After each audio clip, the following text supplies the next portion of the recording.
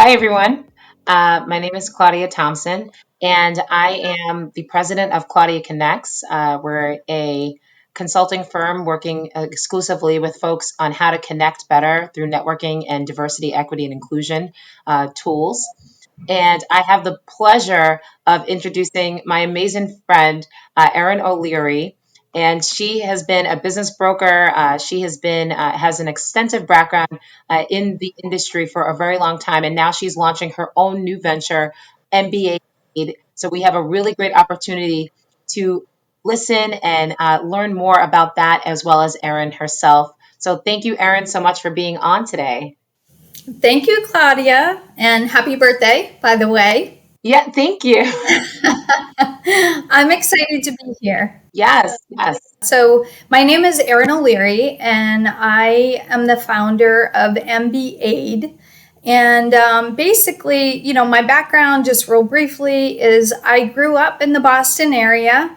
Ironically, kind of started my first job out of first grade. I was delivering newspapers on the main street of our town, and I won't bore you with a long story here, but basically what my first job led into was that I got engaged with the business owners on the main street in our town. So one of my oldest memories is helping the owner of stores help calculate their sales tax receipts and also do other things when I was literally probably 8 years old.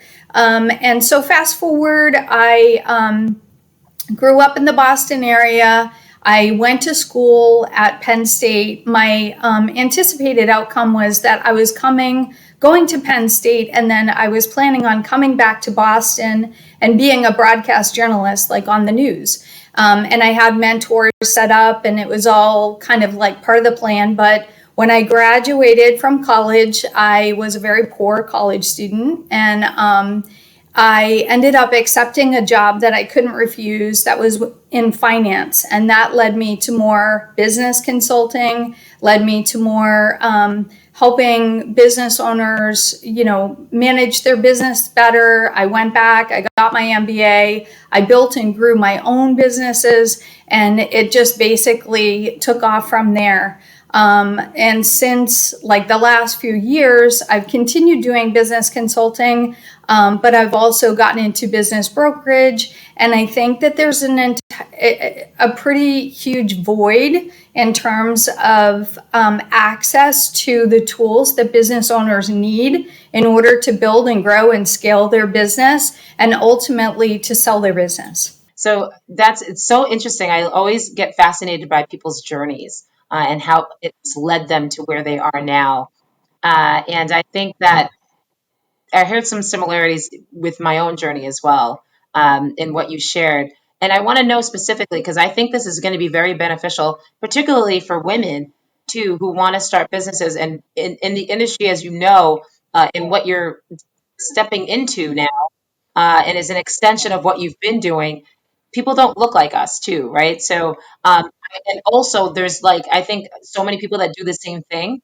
So what sets MBA apart from everyone else, and what is it specifically that you're offering? So, MBAID is basically a repository of best practices that I have accumulated over years of.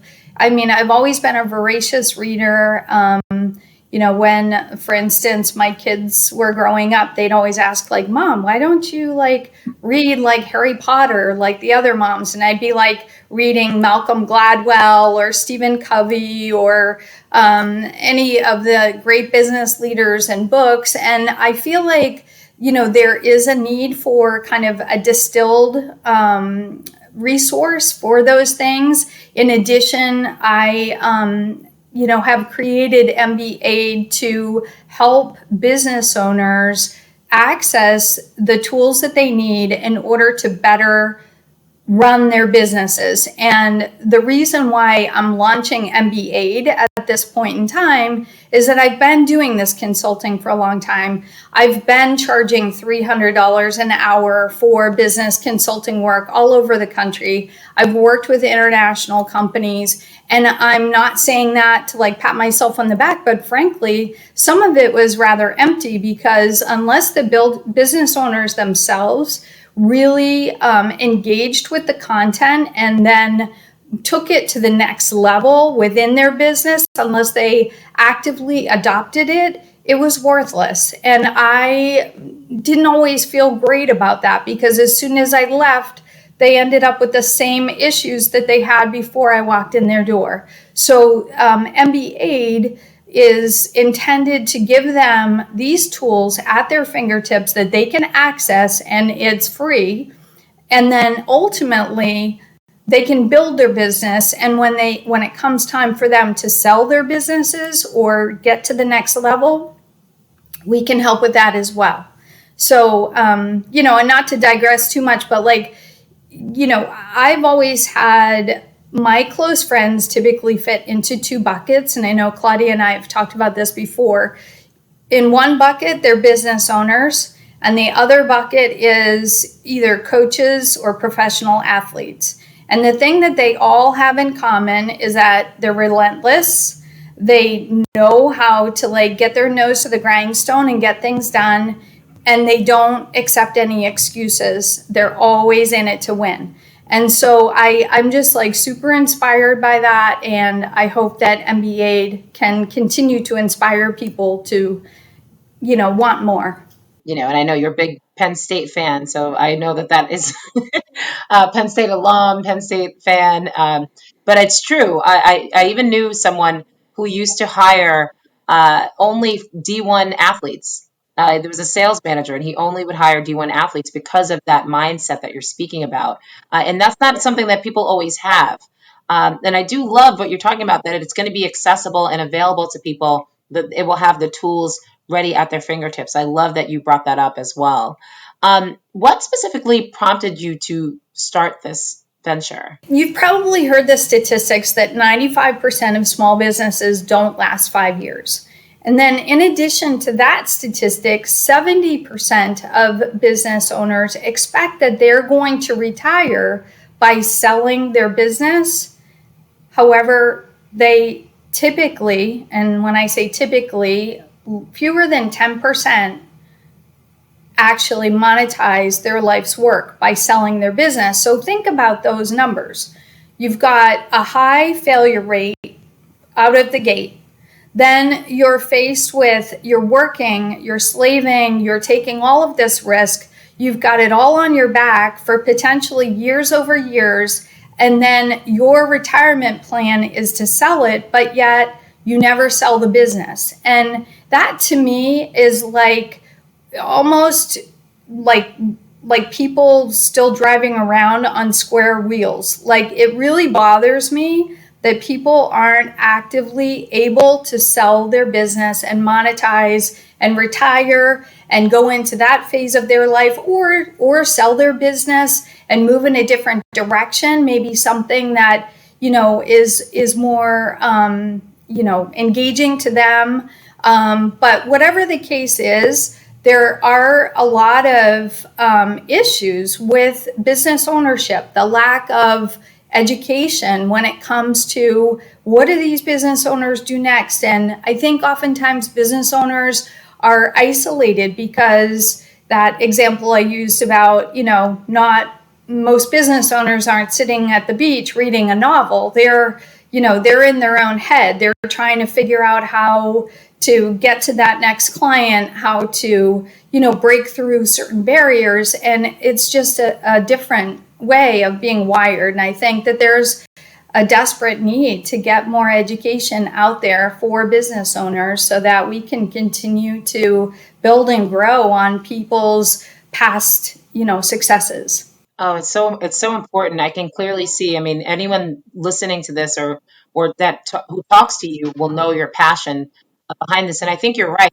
I think there's something again, speaking to being that I work with diverse backgrounds, but particularly women. it's kind of like we don't know, right? There's always this mindset of like being asked to sit at, with a seat at the table.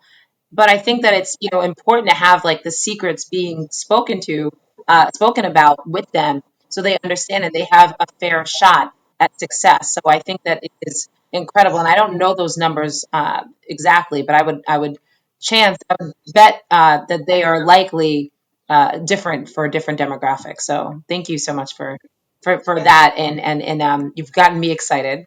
Um, so so who are your typical clients? I mean, I've worked with such a variety of clients. I've worked with engineering firms. I worked in South Carolina with a golf cart manufacturer. I've worked with defense contractors, machine shops. I'm currently working with a SaaS company and bringing it to market. So I've worked with a wide variety of firms. And these are probably the ones that I would say do fall within that 10% because they actually had the wherewithal and the thought of bringing somebody in that would help them to develop and get to the next level.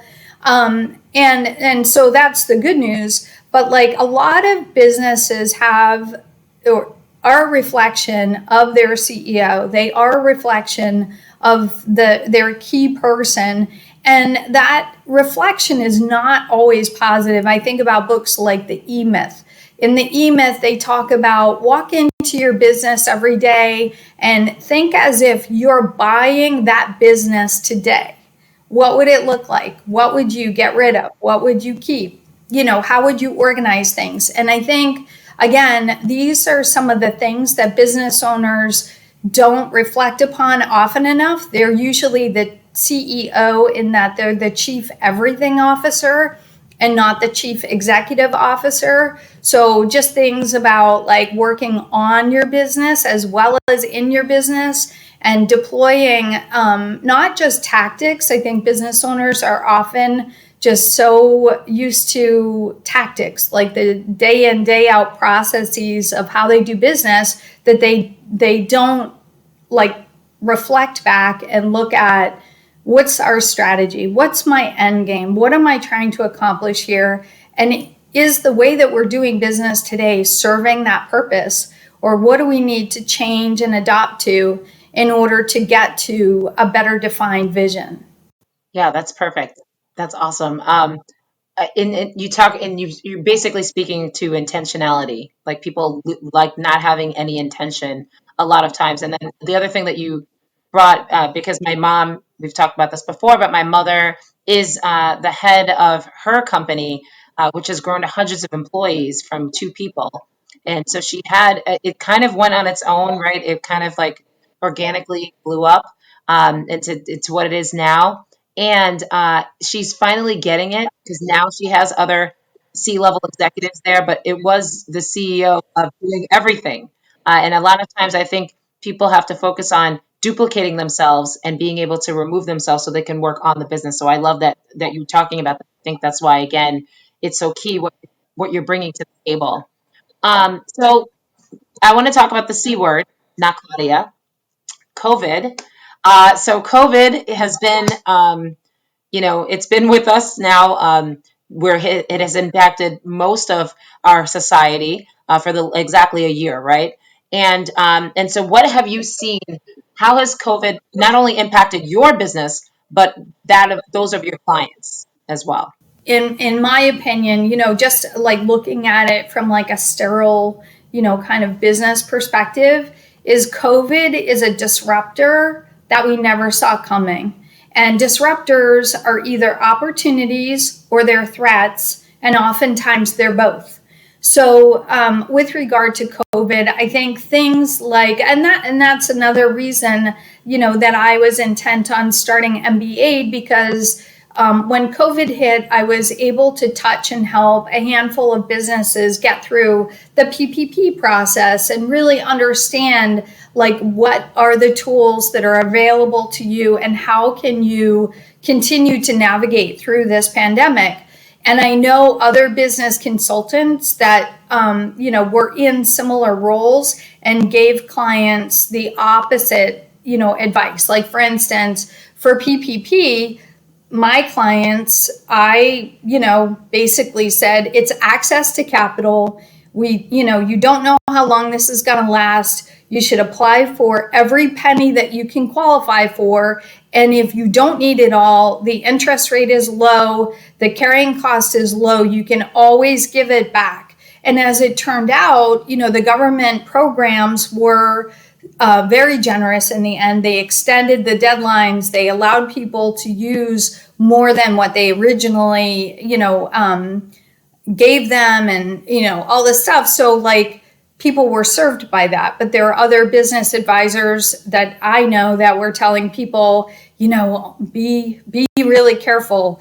If your payroll in this 8-week period is less than what you quoted, give the money back right away and stuff like that. And it's like, that's the difference between, not to sound like elitist, but like, generals talk to the generals. Like, I've been in business situations where you don't have enough cash flow, and man, you better grab cash flow if it's being handed to you. And unless it actually says give it back before you're supposed to, you don't give it back. You wait, and you know what I mean? Like, you engage with that on the basis that you never know how much or how long you might need it. So you take advantage of that. And so anyway, long story short, that was one of the compelling reasons, again, why I wanted to start MBAID, because my reach is only the people that I'm in front of every day, in and out.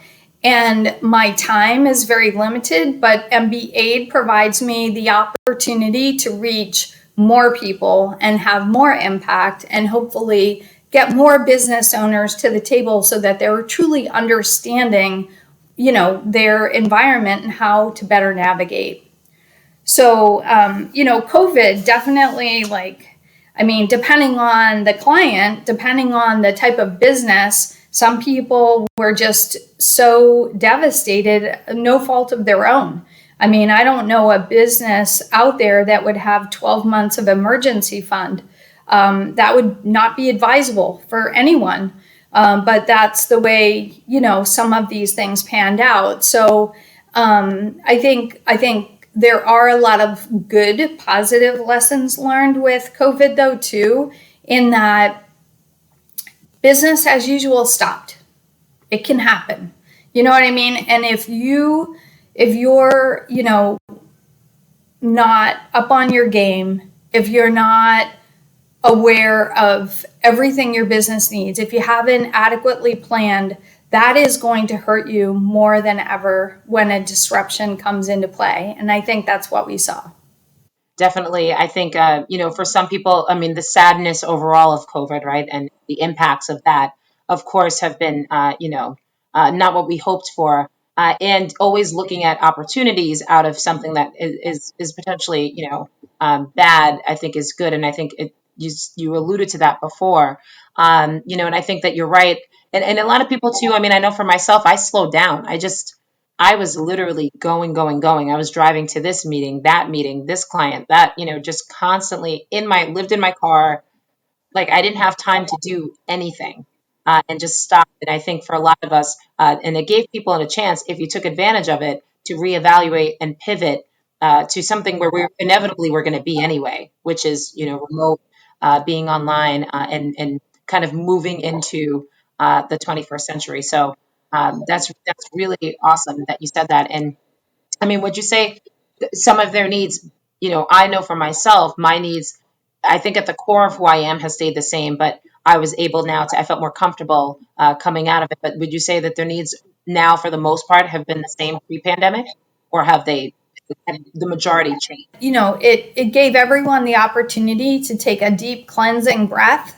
And what I'm seeing now in terms of business brokerage is that there are a lot more people in the market wanting to buy businesses, and also people wanting to sell their businesses, which leads to why I'm so crazy busy, because I'm trying to help people build their business, but I'm also trying to help people harvest their business and find the right buyer for their business. So I think that it has, made people realize we spend over 2/3 of our life at work.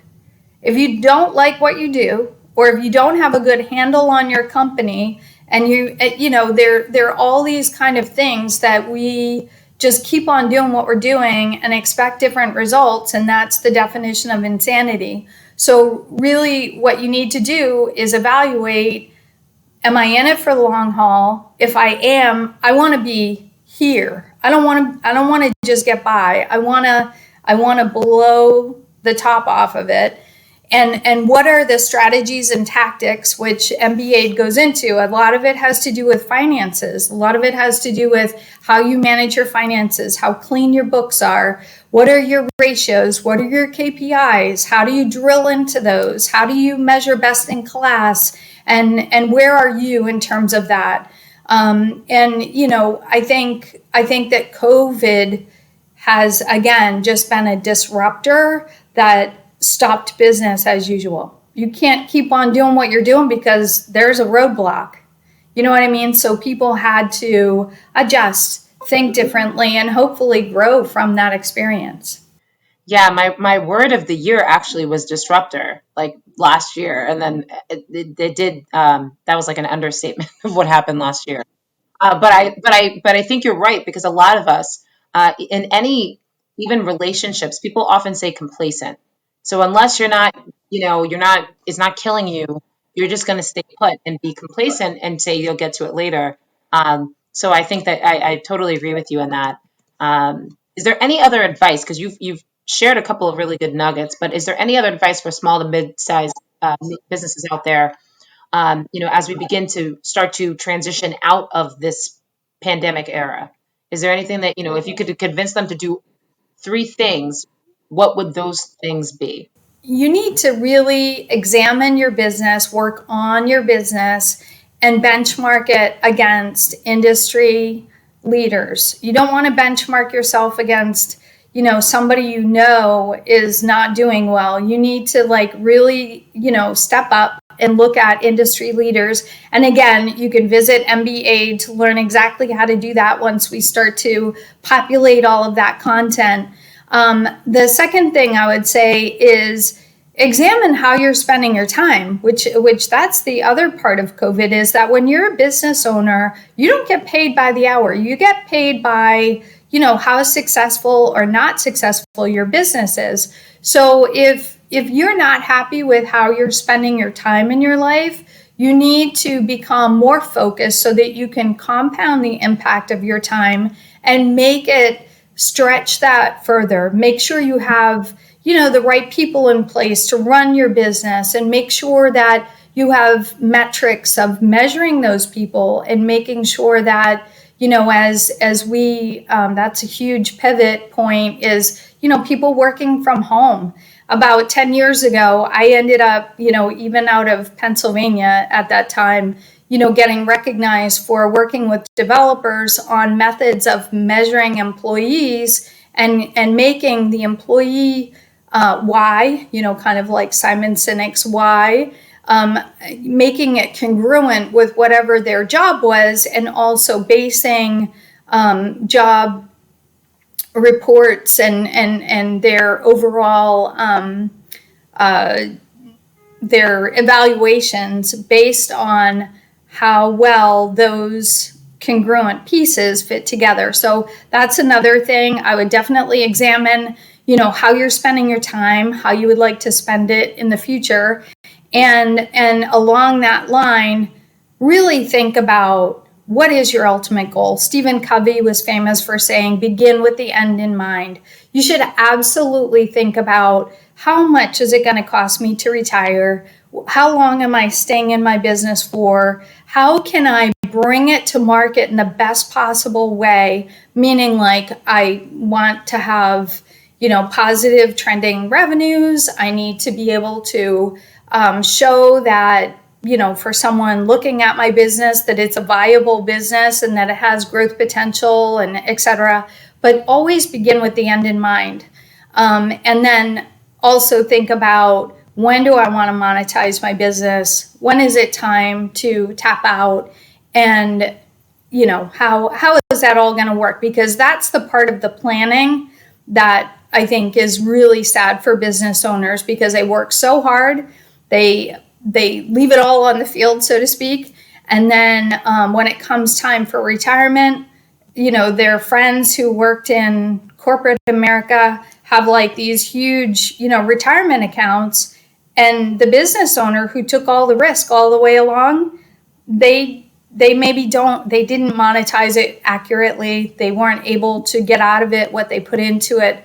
So, that's what we want to avoid. And that's what MBAID is created to hopefully help people in the future figure out before it's too late. And finally, and I know you asked for three and I gave you three, but this is, I would say finally, just, really think about the why in terms of your personal development, and infuse as much, fun and passion into what you do, because you spend 2/3 of your life doing it, sometimes more. And I think that's really important. And as a business owner, I'm rooting for you. Thank you. Yeah, it's perfect that you said that. As I just got off a plane from Hawaii, I was still working. There were 6 hours back, but I didn't feel. Everyone's like, oh, don't take a break, and I just enjoyed, because I'm so committed to what I'm creating out there. So it didn't feel like work. I was just, the whole time I had a big smile on my face. I was happy. And in the past, you might have kind of stuck with something that you just weren't excited about, or you sort of, dreaded having to do. And so I love that one. So that bonus one that you gave was perfect. So Erin, where can people connect with you or find you? We are launching MBAID.com. And so that's super easy. I'm on LinkedIn, I'm on Twitter, all of those places. So I'm sure that, when we post this, we'll have some links to connecting. And also, I don't want to go without saying, congratulations, Claudia. I mean, look at you. And I won't say the bad word, but you are a BA for starting your business post pandemic, and here you go. So I'm here for you. If you need anything whatsoever, you motivate me as well. Thank you. I know it's definitely great to have that power, especially coming from another woman who's strong and confident, and such a breadth of knowledge. So I'm so happy that we could have this conversation. I wouldn't want to spend my birthday any other way than doing this. So thank you so much for your time. It's been remarkable, and I know that you are going to get ready to help so many people out there with their businesses. So thank you.